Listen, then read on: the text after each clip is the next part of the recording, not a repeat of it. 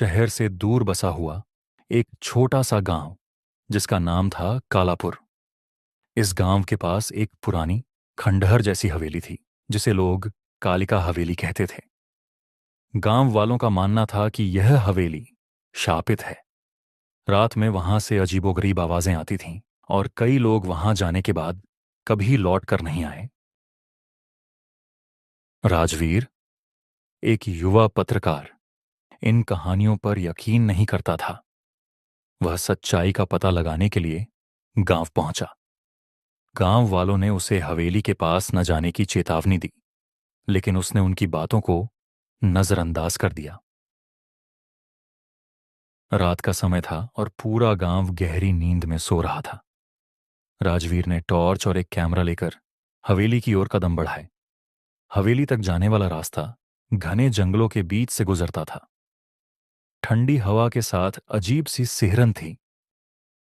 हवेली के पास पहुंचकर राजवीर ने देखा कि उसका गेट टूटा हुआ था और अंदर घुप अंधेरा था। दीवारों पर कार्ड और जाले लगे हुए थे।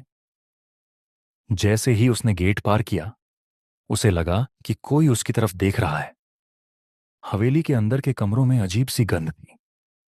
एक कमरे में उसने देखा कि एक पुरानी टूटी हुई कुर्सी पर एक महिला की परछाई बैठी हुई थी। राजवीर ने कैमरे से तस्वीर खींचनी चाही, लेकिन कैमरा काम नहीं कर रहा था। वह महिला की परछाई धीरे धीरे उसकी ओर बढ़ने लगी। हवेली में पहुंचते ही दरवाजे अपने आप बंद हो गए। कमरे में जलती हुई मोमबत्तियां खुद ब खुद बुझ गईं। महिला की परछाई फिर से प्रकट हुई और चीखने लगी, मुझे न्याय चाहिए। राजवीर ने तय किया कि वह सच का पता लगाकर रहेगा। इस बार वह पूरी तैयारी के साथ रात में हवेली गया। उसके पास एक पवित्र मंत्र वाला ताबीज, एक कैमरा और एक किताब थी जिसमें आत्माओं को शांत करने के तरीके बताए गए थे। हवेली में पहुंचते ही दरवाजे अपने आप बंद हो गए। कमरे में जलती हुई मोमबत्तियां खुद ब खुद बुझ गईं।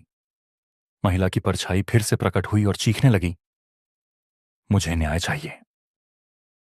हवेली में पहुंचते ही दरवाजे अपने आप बंद हो गए। कमरे में जलती हुई मोमबत्तियां खुद ब खुद बुझ गईं। महिला की परछाई फिर से प्रकट हुई और चीखने लगी, मुझे न्याय चाहिए। राजवीर ने किताब के निर्देशों का पालन करते हुए आत्मा से बात की। उसने पूछा, तुम्हें क्या चाहिए? आत्मा ने बताया कि उसका पति और उसके दोस्त ही उसके मौत के जिम्मेदार थे, लेकिन उन्होंने कभी सजा नहीं पाई। राजवीर ने उस आत्मा से वादा किया कि वह गांव वालों के सामने सच्चाई लाएगा। उसने आत्मा को शांत करने के लिए एक अनुष्ठान किया। राजवीर ने गांव वालों के सामने हवेली और महिला की कहानी को उजागर किया। उसने उस महिला के पति के वंशजों को सामने लाकर उन्हें सजा दिलवाई। जैसे ही सच्चाई सामने आई, हवेली में होने वाली अजीब घटनाएं बंद हो गईं। गांव वाले राजवीर के शुक्रगुजार हुए। कालिका हवेली अब एक डरावनी जगह नहीं रही, लेकिन राजवीर के मन में हमेशा यह सवाल बना रहा, क्या वह आत्मा वास्तव में शांत हो गई थी या वह कहीं और अपने न्याय का इंतजार कर रही थी?